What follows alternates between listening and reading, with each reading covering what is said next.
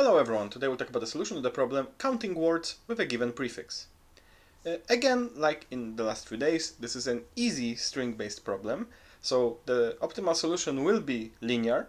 However, for the constraints of this problem, the brute force will pass. And probably in most problems like this, the brute force will actually be faster than the intended solution, for as long as the strings are not too long.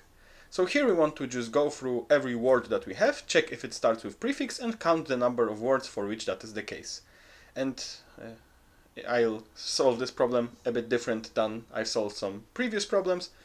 Instead of using a generator expression or a list comprehension, we can also, in sort of a functional programming style, write it as sum of what? Well, we want to have 1 for every string that starts with pref, otherwise a 0.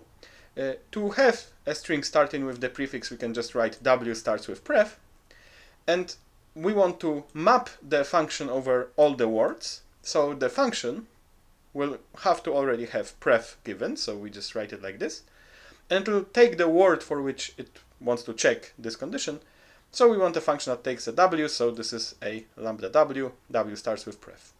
Sum of map of those is our solution.